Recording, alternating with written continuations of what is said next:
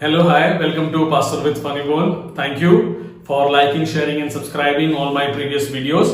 बहुत बहुत धन्यवाद आप सब लोगों का, इतना प्यार दिया आप लोगों ने सारे वीडियोस को और शेयर भी किया, लाइक भी किया और सब्सक्राइब भी किया। वीडियो को पूरा देखने का प्रयास कीजिएगा। आज मैं आपको एक सत्य घटना बताने जा रहा हूं, ध्यान से सुनने का प्रयास कीजिएगा, आपको अच्छी लगेगी। एकदम सत्य घटना है, इसमें मैंने किसी भी प्रकार का कोई भी मसाला एडअप नहीं किया, ना आपको हंसाने के लिए ना आपको रुलाने के लिए। तो ये बात है दुबई एयरपोर्ट की। जी हाँ, ये बात है दुबई एयरपोर्ट की। मेरी पत्नी बैठी हुई थी और मेरी पत्नी के बाजू में एक वृद्ध महिला बैठी हुई थी और बहुत देर से मेरी पत्नी उस महिला को ऑब्जर्व कर रही थी, ध्यान से देख रही थी, क्योंकि उस महिला की, वृद्ध महिला की जो एक्टिविटीज थी वो थोड़ी अलग थी। मतलब साधारण लोगों की तरह नहीं कर रही थी, वो बहुत ही अलग तरीके से बिहेव कर रही थी। उनका व्यवहार बहुत अलग था। तो मेरी पत्नी उनको बार बार नोटिस कर रही थी। कभी वो औरत खड़ी हो जाती, कभी वो औरत बैठ जाती, कभी वो औरत चलने लगती, कभी फिर आके बैठ जाती। उनके हाथ का सामान बार बार गिर रहा था, उनके हाथ में जो भी कुछ था वो पकड़ रही थी, वो गिर रहा था। फिर वो चल के जाती, फिर वापस आती, फिर बैठ जाती। और मेरी पत्नी उनको देख के बहुत निराश और दुखी और चिंतित कि ये ऐसा क्यों कर रही है। एक दो बार मेरी पत्नी ने उनसे जाके पूछा भी कि अम्मा क्या हुआ है, माँ जी क्या हुआ है, लेकिन वो कुछ बताने को तैयार नहीं थी। उनकी भाषा मेरी पत्नी को समझ में नहीं आ रही थी, वो एक अलग तरह की भाषा बोल रही थी और मेरी पत्नी बड़ी कंफ्यूज थी कि मतलब क्या परेशानी है इनको। फिर थोड़ी देर बाद मेरी पत्नी अपनी जगह पे जाके बैठ गई और वो महिला फिर से खड़ी होकर इधर उधर भागने लगी और लोगों से कुछ कुछ अपनी भाषा में पूछ रही है। तो थोड़ा ध्यान से सुना मेरी पत्नी ने, तो पता चला कि ये भाषा नेपाली भाषा है और ये महिला जो पूछ रही है लोगों से वो ये है कि इनको कहां जाना है, कहां से फ्लाइट पकड़ना है नेपाल के लिए। इतने में क्या हुआ, सुनिएगा, ध्यान से सुनिएगा। इतने में क्या हुआ कि एक नेपाली जैसा दिखने वाला एक व्यक्ति, जो जैसे नेपाल के लोग होते हैं वैसा दिखने वाला एक व्यक्ति उस महिला के सामने से गुजरा। इस महिला ने सोच लिया, पता नहीं क्यों सोच लिया, कि ये भी वहीं जा रहा है जहां इनको जाना है। इनके पास जो भी छोटा मोटा सामान था उसको इन्होंने समेटा अपने हाथों में, अपने बैग को उठाया और उस व्यक्ति के पीछे चलने लग गई। मेरी पत्नी ये सब देख रही है और मेरी पत्नी ने देखा कि वो उस आदमी के पीछे चल रही है, उस लड़के के पीछे चल रही है और बेटा बेटा बेटा बेटा ऐसे करके उनको बुला रही है।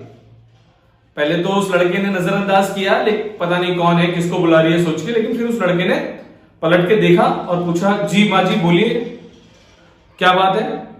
तो उस माँ जी ने बताया कि मुझको यहां जाना है और मेरे को लगता है तुम भी वहां जाओगे। वो लड़का डर गया एकदम से, कह रहे मैं वहां नहीं जाऊंगा, मेरे को कहीं और जाना है। और वो महिला फिर से निराश होके वापस आके बैठ गई। मैं कहता हूं किसी को फॉलो करना, किसी के पीछे चलना, आप परेशान होंगे, आपके जीवन में दुख मुसीबतें बहुत होंगी। ऐसे भी वक्त आते होंगे जब आप कुछ समझ नहीं पाते होंगे। ऐसा भी समय आता होगा कि आपको समझाने वाले लोगों के पास समय नहीं होगा आपको समझाने का। ये सारी चीजें हैं, परेशानियां भी हैं, कंफ्यूजन्स भी हैं और लॉस ऑफ डायरेक्शन भी है। बहुत सारी चीजें एक आदमी के जीवन में, एक मनुष्य के जीवन में होती हैं। लेकिन इसका मतलब ये नहीं है कि जो रास्ते से जा रहा है उसके पीछे चलना शुरू कर दो। जिसको देख लिया थोड़ा अच्छा है, हमारे जैसा है, हमको आगे ले जा सकता है, उसके पीछे चलना शुरू कर दो। मत्ती रचित सुसमाचार के 4 अध्याय की 18वीं आयत में प्रभु यीशु मसीह 2 भाइयों को मछली पकड़ता हुआ देखते हैं कि वो लोग जाल डाल रहे हैं और मछली पकड़ रहे हैं। वो उन दोनों को बुलाते हैं, इसको फेंको, जाल को फेंको और मेरे पीछे हो। दोनों भाई में से जो बड़ा भाई, जिसका नाम साइमन है, वो यीशु मसीह से बड़ा इंप्रेस हो जाता है, क्योंकि यीशु मसीह की वजह से उसको बहुत सारी मछलियां एक बार मिली होती हैं। वो बड़ा यीशु मसीह, हाँ भाई इसने मेरे जीवन में कुछ किया है बोल के वो सब कुछ फेंक के यीशु मसीह के पीछे चलने के लिए तैयार हो जाता है। आप चलिए, आप पीछे चलिए, किसी के भी पीछे चलिए, लेकिन थोड़ा सोच समझ के, थोड़ा जानबूझ के, है ना।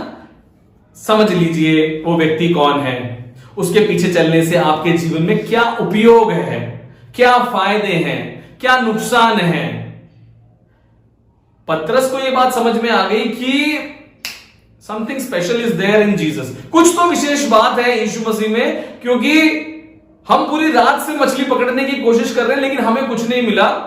इन्होंने बोला यहां जाल डालो और हमारा जाल फटने को है। He understood.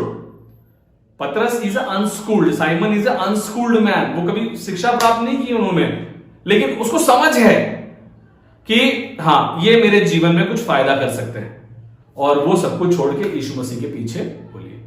To understand whom to follow, ये समझ रखना बहुत जरूरी है कि आप किसके पीछे चल रहे हैं। कहीं आप उस वृद्ध महिला की तरह किसी के भी पीछे चल देते हैं क्योंकि वो आपके जैसा दिखता है, वो आपके जैसा पहनता है, या वो आपके जैसा चलता है, या आपकी भाषा बोलता है। आप किसी के भी पीछे चलना शुरू कर देते हैं तो मैं बता रहा हूं आने वाले समय में आपको निराशा हो जाएगी। आने वाले समय में आप परेशान हो जाएंगे, क्योंकि वो आपके जैसे दिखता होगा, आपके जैसे बोलता होगा, आपके जैसे पहनता होगा, लेकिन उसका दर्शन और आपका दर्शन एक नहीं है। वो अपने रास्ते निकल जाएगा और आपको बीच रास्ते में छोड़ देगा। तो जिसके पीछे आप चल रहे हैं उसको जानने का प्रयास कीजिए। Be a follower but be also the knower. आपको पता होना चाहिए कि आप किसके पीछे चल रहे हैं। बहुत बहुत धन्यवाद यहां तक देखने के लिए। परमेश्वर आप लोगों को आशीषित करे। May God bless you. Please like, share and subscribe. Thank you very much.